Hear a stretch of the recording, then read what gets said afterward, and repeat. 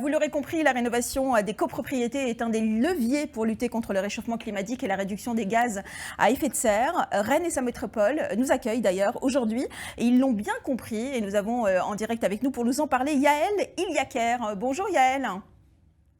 Bonjour, Merci d'être avec merci pour nous. votre invitation. Merci d'avoir accepté. En tout cas, vous êtes conseillère éco-travaux copro et responsable rénovation énergétique pour territoire public. Alors, la première question que j'ai envie de vous poser, Yaël, en 2 mots, pouvez-vous nous expliquer ce qu'est éco-travaux copro? Éco-travaux copro, c'est le service public de Rennes Métropole d'accompagnement des copropriétés à la rénovation énergétique. Concrètement, on intervient en tiers de confiance de l'équipe conseil syndical syndic, depuis la sensibilisation des copropriétaires jusqu'au vote de travaux, dans le but d'apporter des informations, du temps d'accompagnement Oui. et faciliter in fine les projets de rénovation énergétique performants et ambitieux dans la copropriété. Très bien. Quelles sont les ambitions que s'est fixé le territoire et surtout, question essentielle, comment vous comptez les atteindre? Alors, du coup, les objectifs liés au territoire de la métropole sont décrits au travers du plan climat, air, énergie territorial. Oui. Et l'objectif est de passer de 1 500 logements rénovés par an à 6 000 d'ici 2025, tous logements confondus, hein. Là, je parle de la copropriété, des maisons individuelles et également du parc social. Très bien. Et donc l'objectif est double, il est quantitatif et il est aussi qualitatif en souhaitant porter ces rénovations à un niveau BBC Rénovation. Alors Yaël, vous allez... Pardonnez-moi, je vous ai coupé. Allez-y. Pour les atteindre aussi c'est ça? Pour Oui, oui, tout atteindre à fait, pour atteindre les ces objectifs, objectifs? oui, que vous vous êtes fixés.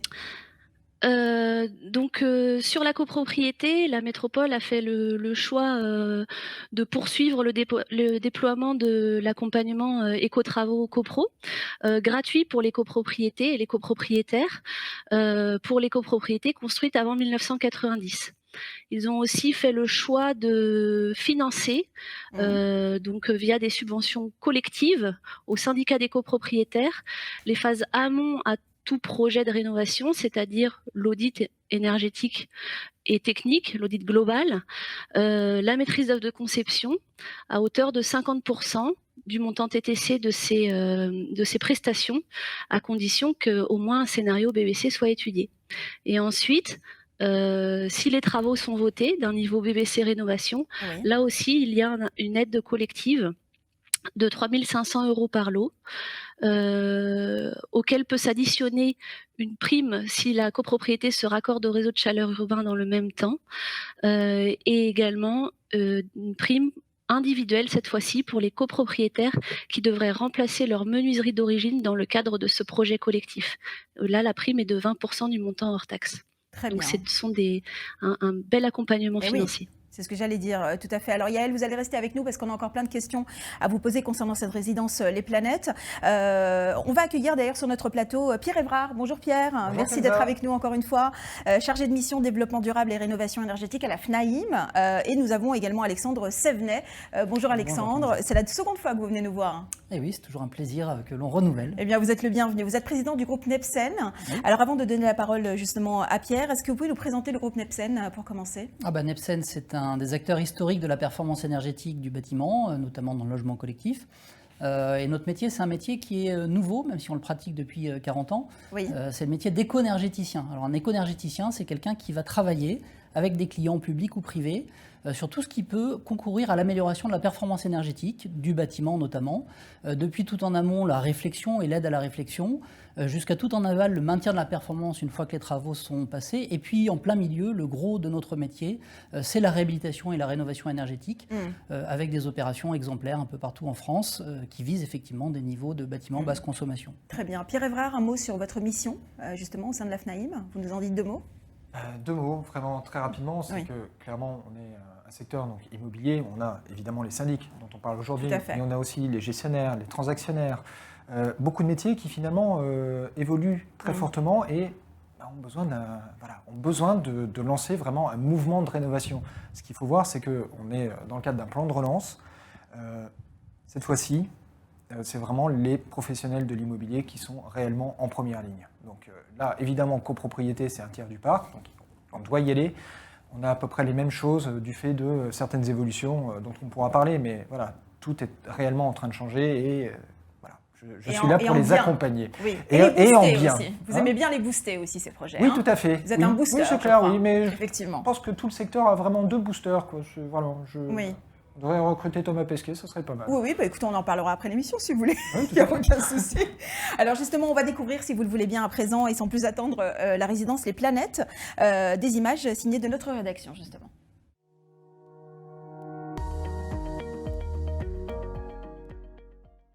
C'est une copropriété où il y a des gens qui sont là depuis très longtemps et d'autres qui viennent d'arriver. C'est en train de changer, ça se renouvelle avec des gens un peu de notre âge, entre 30 et 40 ans. On arrive à faire la fête des voisins, on prend les apéros. Pendant le confinement, c'était pas mal parce que c'est un immeuble qui est assez grand, donc en fait le couvre-feu c'est pas très grave, on était dans notre immeuble, donc on a réussi à faire des tours d'appartements en visitant chacun à la queue leu.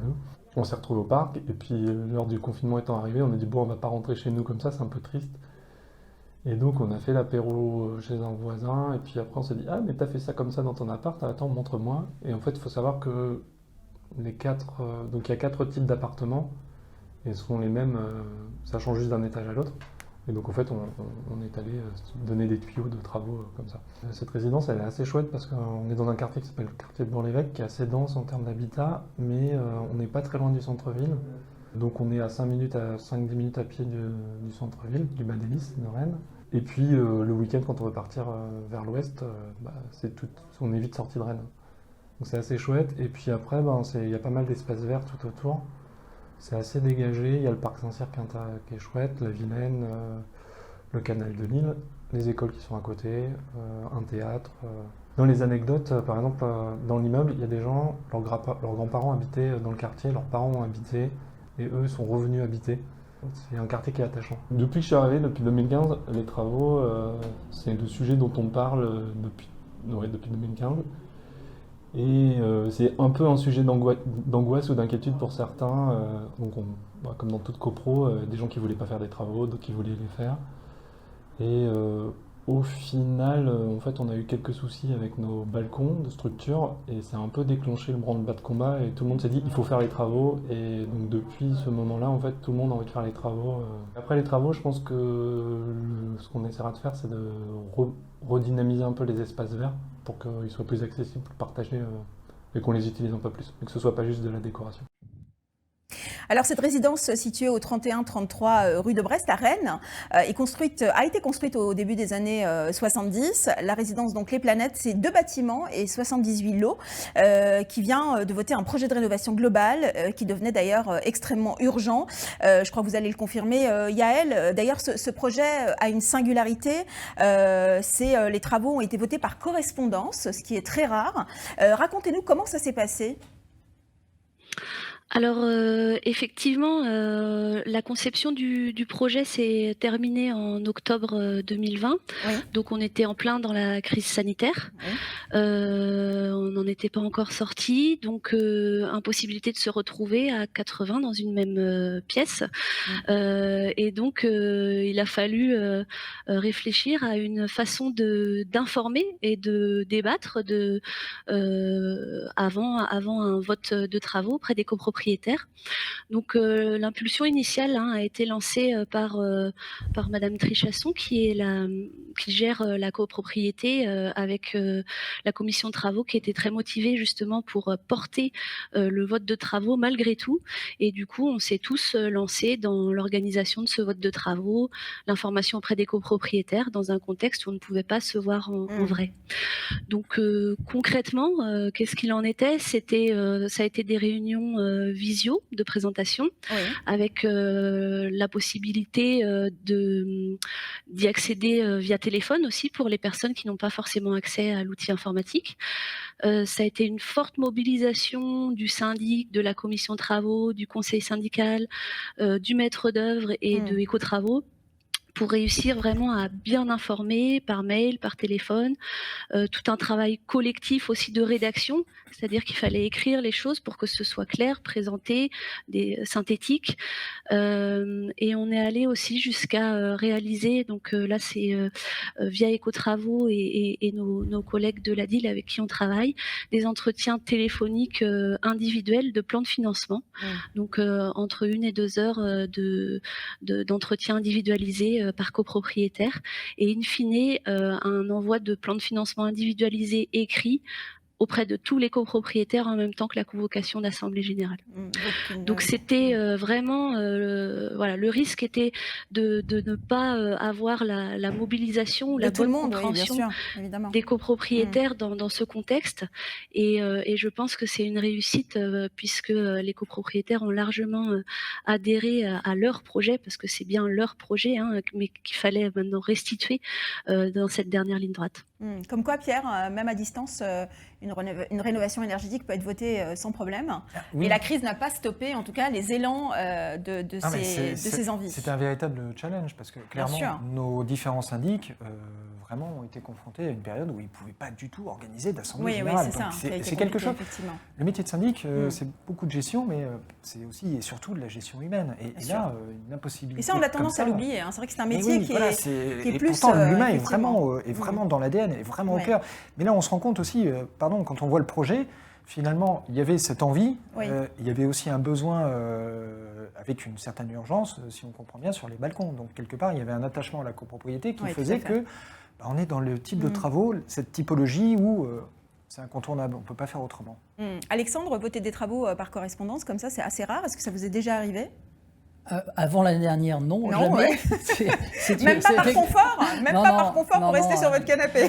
Non, parce qu'on en reparlera après, mais le vote des travaux est toujours un moment assez particulier. Bien sûr, il faut se réunir, c'est mieux en vrai. Oui, et puis ça peut donner lieu à des choses et des passes d'armes assez épiques. J'ai eu très peur. Voilà. Et donc, non, mais par contre l'année dernière, oui, on a eu plusieurs AG par correspondance et quelques rénovations, mais beaucoup plus mineures. On n'a pas eu de rénovation globale comme pour cette copropriété. Alors justement, Alexandre, concernant la genèse d'un projet comme celui-ci, comment l'idée de faire des travaux naît-elle le plus souvent ?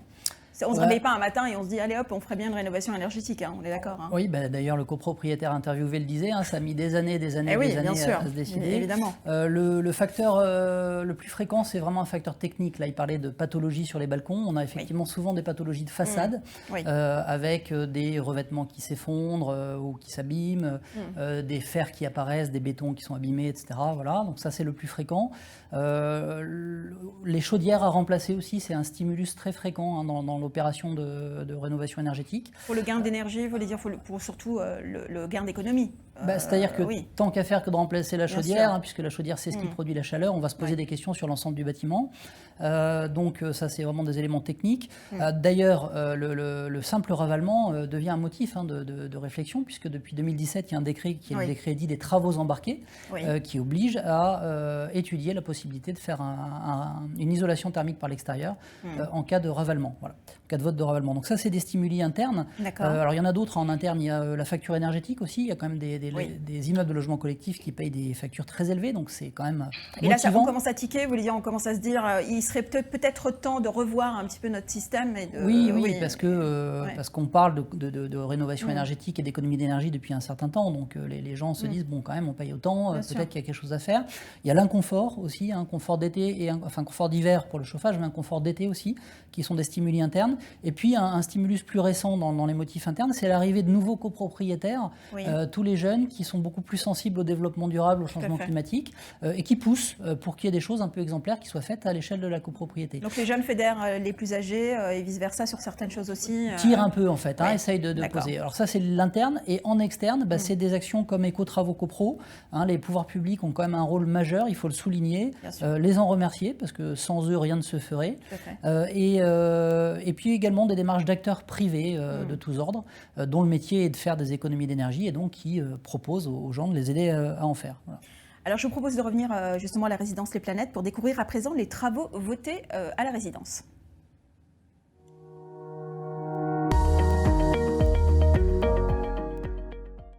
J'ai habité dans une de ces tours il y a quelques années, donc pour moi c'était vraiment très anecdotique mais très intéressant de retravailler dans un lieu où j'ai vécu quelques années. Nous avons été appelés pour travailler sur ces bâtiments emblématiques qui sont donc de George Myers, l'architecte. C'est un architecte qui travaille sur des pleins, des vides avec certaines masses et des parties vitrées. Donc on a voulu conserver à l'identique en fait ces éléments. Et ensuite on a tout simplement essayé de retravailler la pâte de verre qu'il y avait sur les balcons et ensuite travailler avec un ravalement et une isolation par l'extérieur sur les parties pleines. Effectivement il y a des coulures, il y a des balcons qui sont en fait un petit peu abîmés, donc avec des aciers qui commencent à être corrodés. Donc il faut réparer les balcons, il faut relooker et redonner vie à certains points singuliers du bâtiment et donc son étanchéité. Et il faut aussi changer quelques fenêtres. Alors donc en globalité sur cette rénovation énergétique, nous allons travailler sur l'isolation des toitures en terrasse, l'isolation en sous-sol. Nous allons donc faire un ravalement avec la pose d'un ITE. Nous allons aussi réaliser une sous-station pour le réseau de chaleur urbain. Donc nous allons nous brancher en fait sur le réseau de la ville. Et donc nous allons changer bien évidemment tout ce qui est chaudière et autres échangeurs pour chauffer l'ensemble des 2 bâtiments. La phase travaux va commencer au mois de septembre. On est parti à peu près pour 16 mois entre les 2 bâtiments plus la sous-station pour le réseau de chaleur urbain. Et on espère, nous, dans 16 mois, pouvoir couper le cordon et boire une coupette de champagne pour fêter cette belle réalisation. Oui, une coupette de champagne, évidemment. Isolation des toitures terrasses, isolation thermique par l'extérieur et isolation des planchers bas. Concrètement, Alexandre Sévenet, en quoi ces travaux consistent-ils exactement ? Alors, ces travaux consistent à améliorer l'enveloppe du bâtiment. Donc, l'enveloppe du bâtiment, c'est très facile à comprendre, c'est tout l'extérieur, ce qui sépare l'intérieur de l'extérieur. Oui. Donc, bien sûr, les murs, les fenêtres, la toiture, et puis les planchers bas, ce qu'on appelle les planchers bas, qui là sont sur des caves vraisemblablement.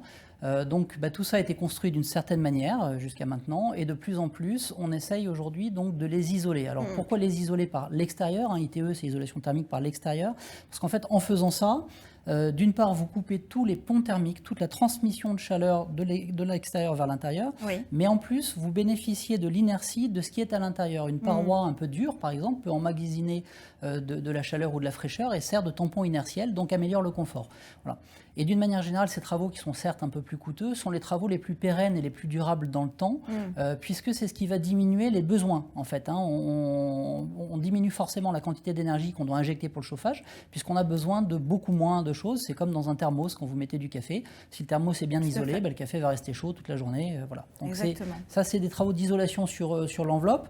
C'est important parce que l'enveloppe, c'est 60 à 70% des consommations du bâtiment, en fait. Donc, en volume, c'est l'essentiel. Oui, c'est la part la plus, presque la part la plus importante. C'est la part majoritaire. Et dans la durée, c'est ce qui va vraiment permettre beaucoup de choses. Par exemple, vous divisez par 3 le besoin d'énergie dans un bâtiment. Vous pouvez diviser, peut-être pas par 3, mais par 2 la puissance de chaudière que vous mettez. Et donc, vous faites aussi des économies sur la chaudière. Pierre, quels sont concrètement les bénéfices de ce type de travaux pour les propriétaires, pour les copropriétaires? Les copropriétaires, alors, les occupants, les premiers bénéfices, clairement, mais c'est aussi ce qu'on voit dans les motivations pour la rénovation énergétique. Finalement, ce n'est pas l'économique ni l'environnemental, c'est le confort. C'est-à-dire que ce que vient de dire Alexandre, concrètement, c'est la fin des petites fuites parasites. Ça veut dire que les petits courants d'air qu'on sent à un certain moment parce que le bâtiment est un peu ancien, parce qu'il a vécu, ça déjà c'est effacé. Donc déjà il y a un gain en confort. Les sentiments de paroi froide qu'on peut avoir avec un ITE, c'est ce moment gênant où il est censé faire bon, mais on a une sensation de froid qui est tenace, alors qu'un thermomètre nous dit qu'on chauffe à 21 degrés. Mais pour peu que la température du mur soit extrêmement froide, on a quand même froid. Donc c'est tous ces travaux qui quelque part apportent la première chose qui va être visible, palpable, c'est vraiment le confort, un sentiment de confort. Et puis après, évidemment, viennent toutes les autres choses qui viennent en même temps rationaliser. Donc tout ce qui est économie, tout ce qui est aussi environnemental. Donc si je comprends bien, Pierre, rénover, c'est juste une histoire de confort finalement et d'économie. Rien de plus. Rien de plus. Mais en plus, quelque part, quand on dit rénovation énergétique, quelque part, en fait, c'est... et Alexandre a parlé des travaux embarqués. On rénove un bâtiment. Et l'énergie doit faire partie de ça. Voilà. Il y a un volet réglementaire, j'imagine, on est Là, d'accord. par contre, oui, il y a un volet réglementaire qui est venu... Oui. Si certains n'avaient pas compris ce type de message... Il y a quand même le volet réglementaire il pour y a le quand même rappeler. un volet réglementaire qui est en Effectivement. train, quand même... Oui. Vraiment, là, c'est vraiment pour ceux qui n'ont pas compris, qui ne voulaient pas comprendre ou qui ne peuvent pas comprendre. Non, mais on a en effet un projet de loi qui s'appelle Climat et résilience. Bien sûr. Je rembobine le film, mais c'était la Non, mais vous Convention avez raison, c'est citoyenne pour important. le climat. Oui. Donc c'est passé à l'Assemblée nationale. De l'Assemblée nationale, hop, c'est passé au Sénat. Oui. Donc un texte qui était très ambitieux. Il nous disait quoi ce texte? Les bâtiments classés G, impossibilité de les louer à l'horizon 2025. Les classés F à l'horizon 2028 et les classés E à l'horizon 2034. Il était très ambitieux, peut-être trop ambitieux. Certains ont été inquiets, voilà, nous les premiers. Mais quelque part, le passage au Sénat, qu'est-ce qui s'est passé? Les sénateurs se sont dit, le texte, il est ambitieux, il faut garder l'ambition. Par contre, il manque quelques petits outils nécessaires dont vous pourriez avoir besoin. Donc c'est la simplification sur différents éléments techniques. C'est aussi des petites aides fiscales, voilà, l'extension du Denormandie dans l'ancien, le doublement des déficits fonciers, enfin beaucoup d'éléments qui quelque part, voilà, qui étaient attendus. Alors je vous propose, messieurs, si vous le voulez bien, et Yael, évidemment, qui est encore avec nous, d'en venir à présent aux facteurs clés de réussite de ce projet, parce que la rénovation, c'est aussi, il y a une part ambitieuse, hein, et d'ailleurs on la retrouve dans celle de la résidence des planètes, et je vous propose de découvrir justement le résultat au travers de ce reportage.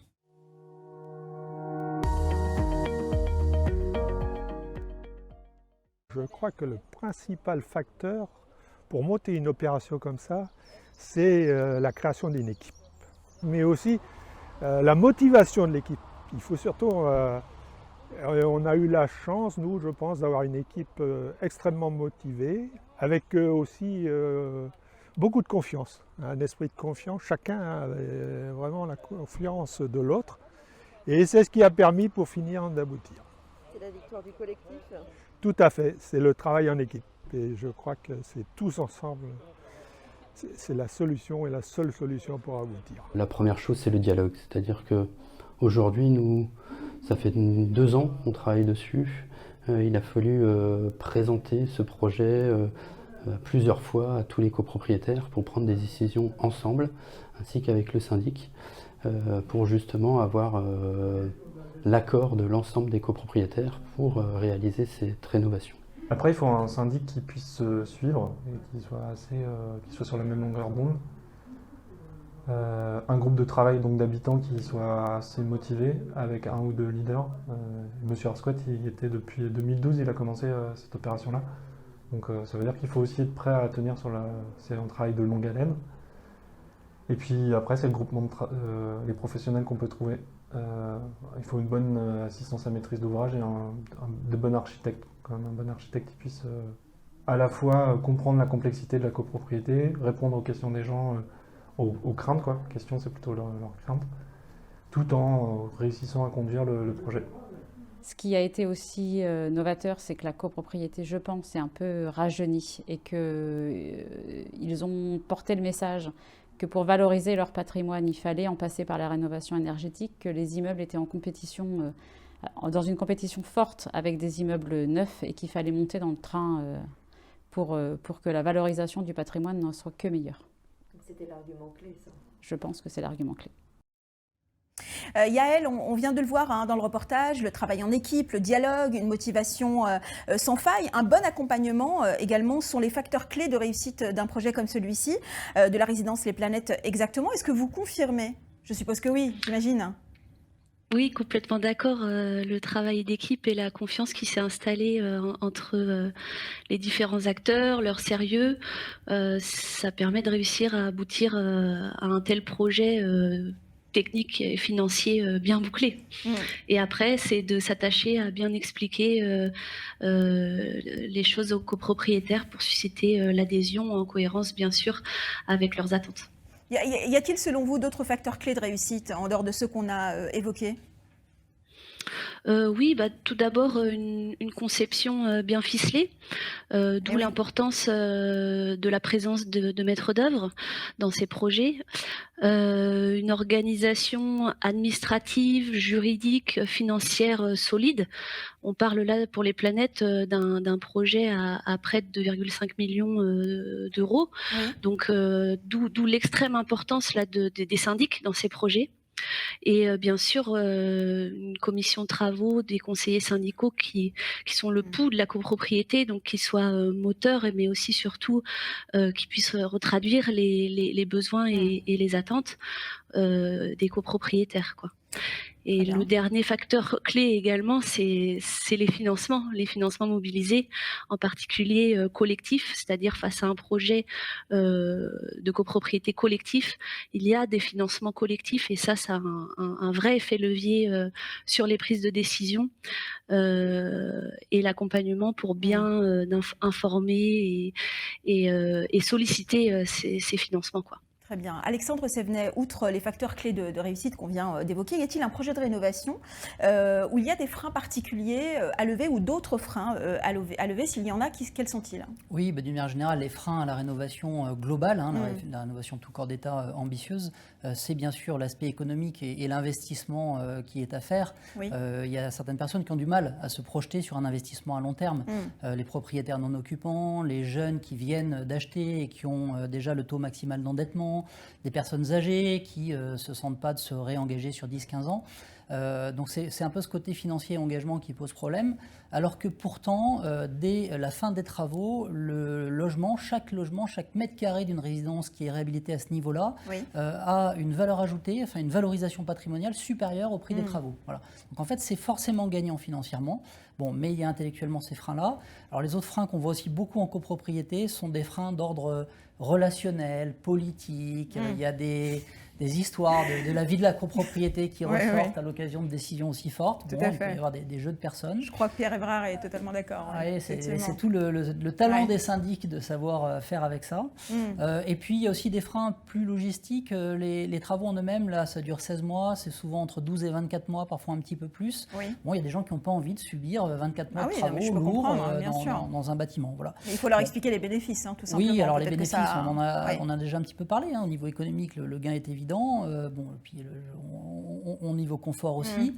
Alors ce que je voudrais passer comme message, c'est que même si la copropriété n'arrive pas à se mettre d'accord sur une innovation globale, où on fait tout d'un seul coup du mieux possible, ce qui est vraiment important, c'est, quitte à voter des choses, ne pas voter de la sous-performance. Peut-être ne retenir qu'un seul axe de travail, seule l'isolation, seul le changement de chaudière, je ne sais pas, mais en tout cas, sur chaque lot qu'on va travailler, le faire vraiment bien et le faire de manière cohérente avec les étapes suivantes qui viendront après. Par exemple, si on fait une isolation thermique par l'extérieur, imaginez qu'ensuite, il y aura peut-être des menuiseries qui vont être changées et donc la prévoir de telle sorte que techniquement, le changement des menuiseries soit ensuite facile. Voilà. Donc ça, c'est vraiment important. Si on ne sait pas tout voter d'un coup, comme ça peut arriver, ce qu'on vote, il faut bien le voter. Oui, effectivement. Pierre Évrard, le rôle du syndic, finalement, là-dedans? Central. Eh oui. Central, parce que, quelque part, comment dire, le syndic, il doit faire la synthèse entre des volontés individuelles et le tout dans un collectif et pour une décision collective.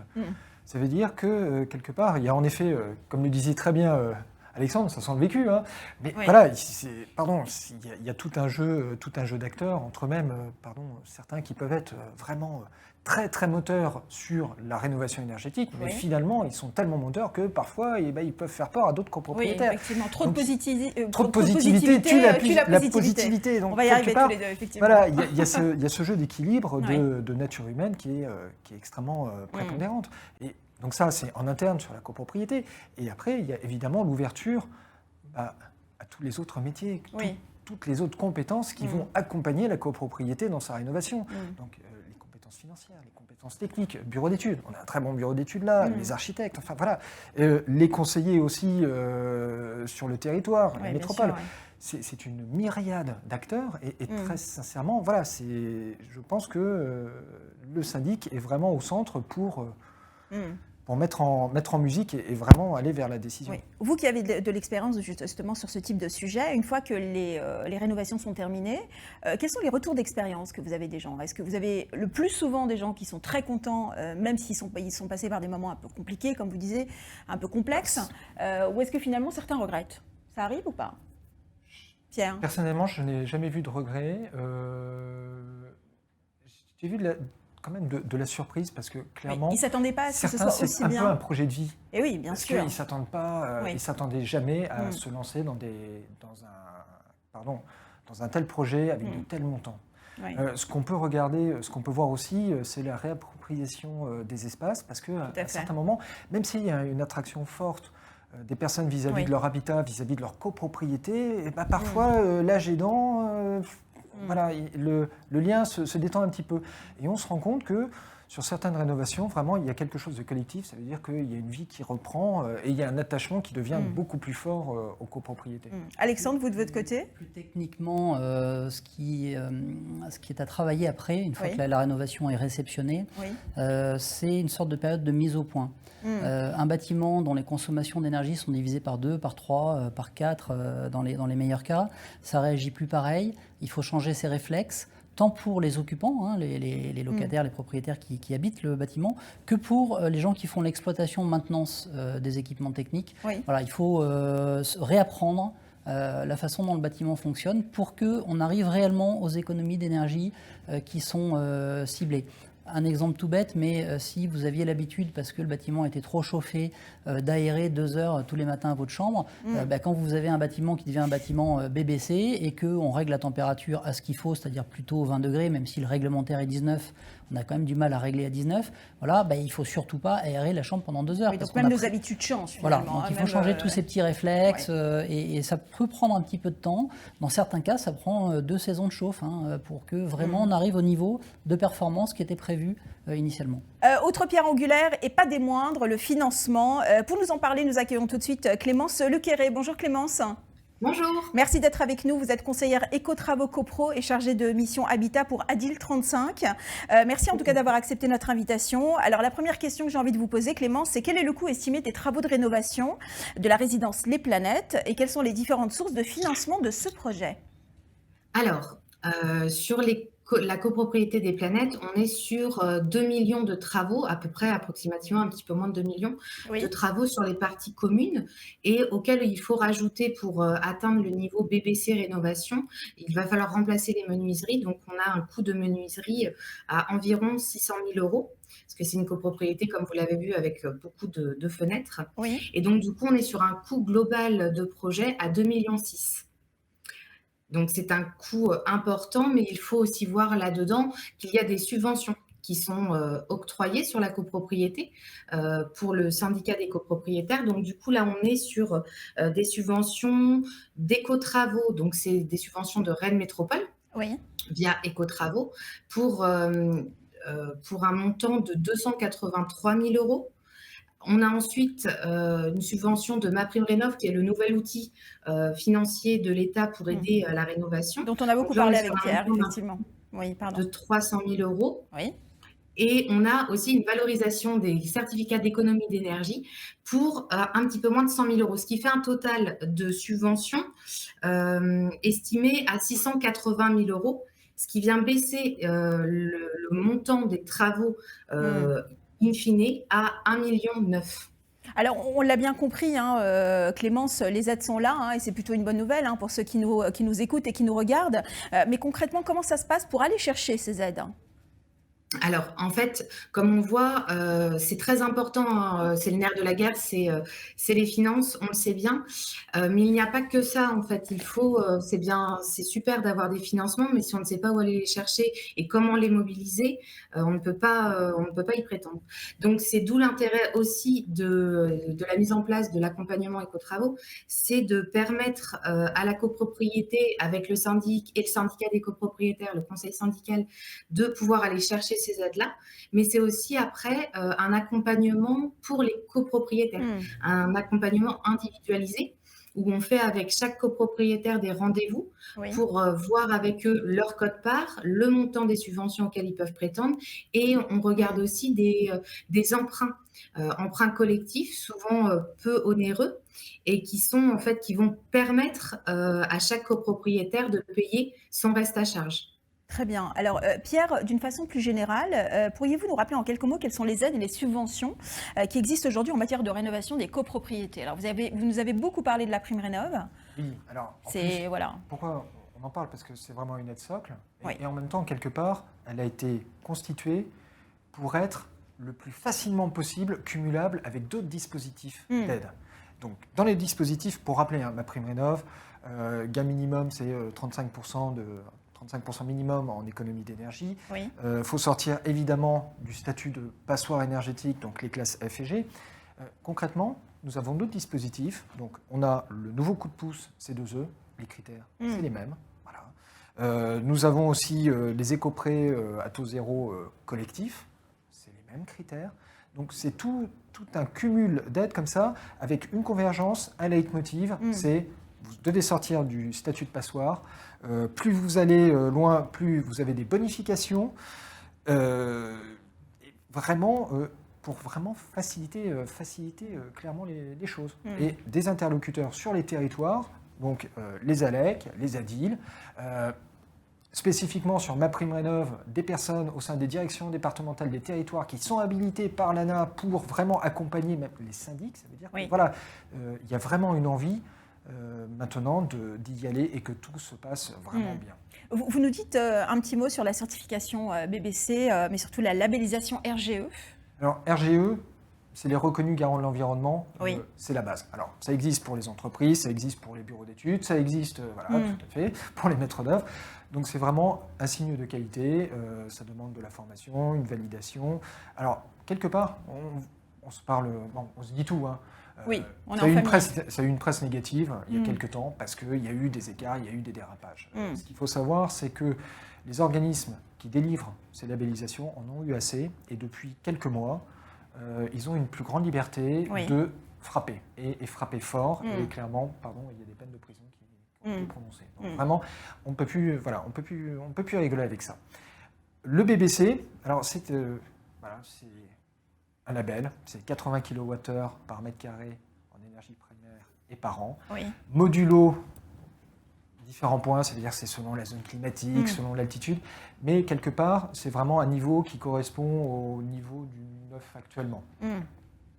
En prenant à la louche, parce que je sens que l'expert va arriver. Non, mais c'est vraiment pour fixer les idées, c'est quand même assez proche du niveau du neuf actuel. Et quelque part, ça existe depuis 11 ans. Beaucoup se disent, est-ce que ça existe réellement? Est-ce que c'est un mythe ou réalité? En fait, c'est pour ça que quand on est sur un projet de rénovation, il faut pas aller, faut vraiment pas hésiter à viser la lune, quoi. Voilà. Alexandre, Alexandre, vous voulez rajouter quelque chose? Je vous sens. Sur la certification, enfin la labellisation RGE, le gouvernement a créé un nouveau mécanisme qui est le RGE chantier. En fait, certaines entreprises qui travaillent bien, mais qui n'ont pas les moyens administratifs, qui ne souhaitent pas investir pour être conformes à tout le dispositif de labellisation RGE, peuvent quand même maintenant se positionner sur des chantiers, mais il faudra impérativement que sur ces chantiers-là, ils appliquent exactement les mêmes méthodes de travail et qu'ils apportent les mêmes garanties aux copropriétaires que si ils étaient RGE. Voilà. Donc c'est RGE chantier. Il a bien fait d'intervenir, le spécialiste. Je ne suis pas certain que je suis pas certain que pour les chefs d'entreprise en question, ce soit un gain, parce que finalement, pour un chantier, ils vont devoir faire autant de formalités que pour le RGE global. Mais bon, voilà, ça existe. Et dans certains cas, ça peut permettre d'accéder à des bons professionnels, mais qui ne sont pas des fans de paperasse. Voilà, il y en a quelques-uns. Et sur tout ce qui est BBC Réno, alors attention à bien passer le message que ce ne sont que des calculs théoriques, c'est-à-dire les moteurs de calcul qui calculent ces niveaux de performance, les calculent sur la base d'une utilisation standard, théorique, applicable à tous les bâtiments, et qui est un peu virtuelle. Chaque bâtiment vit sa vie de manière différente, ses utilisateurs le vivent différemment, et donc la consommation qui est annoncée sur une étiquette de calcul calcul d'une simulation thermique ou d'un DPE ne correspondent pas forcément à ce que les gens vont vraiment voir sur leur facture derrière, parce qu'ils peuvent l'utiliser différemment. Et en particulier, notamment, les calculs réglementaires sont faits sur la base de 19 degrés, puisque c'est la température réglementaire. Je ne connais pas beaucoup de logements collectifs chauffés à 19 degrés, enfin aucun même. Voilà. Sauf chez Pierre Évrard, parce qu'il est en Normandie et il est chauffé. Bon, en tout cas, Yaël, Clémence, Pierre et Alexandre, je vous propose, avant de nous quitter, puisqu'on arrive à la fin de notre émission, un dernier témoignage, celui de Anaëlle Chrétien, copropriétaire de la résidence Les Planètes, et de Muriel Trichasson, qui est directrice du cabinet DLJ, membre de l'UNIS, aux commandes de ce beau projet de rénovation. On regarde.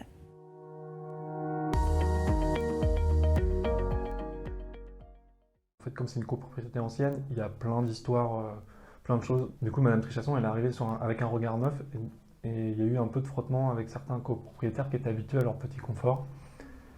Mais c'est aussi ça qui a permis le fait qu'elle soit beaucoup plus carrée et qu'elle souhaite faire avancer le dossier plus fortement, ça a permis la réussite du projet, je pense. Des fois, on n'a pas les mêmes avis. En fait, il faut réussir, notamment dans le groupe de propriétaires, qui est le groupe qu'on appelait le groupe commission de travaux. Il faut que chacun puisse réussir à s'exprimer et à dire un peu ce qu'il avait envie de faire et savoir aussi mettre un peu de l'eau dans son vin. Moi, j'aurais voulu faire une super rénovation environnementale qui aurait coûté un bras. Et après, il y a des gens, il faut aussi voir les capacités financières des gens, leur envie. Et donc c'est pour ça qu'il faut réussir à discuter, à créer un espace de confiance dans lequel on peut discuter, dans lequel on peut échanger. Ça regroupe une petite dizaine de personnes. Et ensuite, en fait, cette dizaine de personnes, elle va infuser dans la copropriété. Ça va donner confiance au reste des copropriétaires. Une fois qu'on a compris ce qu'il voulait, ce qu'il souhaitait, on a multiplié les réunions, puisque entre les réunions, les sujets avançaient plus ou moins, et en multipliant les réunions, on l'a fait avancer plus vite. Beaucoup de pédagogie, répéter, expliquer, prouver. Alors ça, évidemment, les gens, ils veulent des chiffres. Prouver que ça va valoriser leur patrimoine, prouver qu'ils vont faire des économies d'énergie, prouver qu'ils vont obtenir des subventions.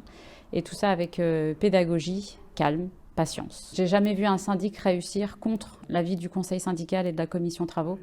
Seul, on n'y arrivera absolument pas. Et ensemble, à tirer la charrette dans le même sens, c'est forcément les clés de la réussite. Donc c'est pas un pourcentage, c'est 100%, enfin c'est essentiel.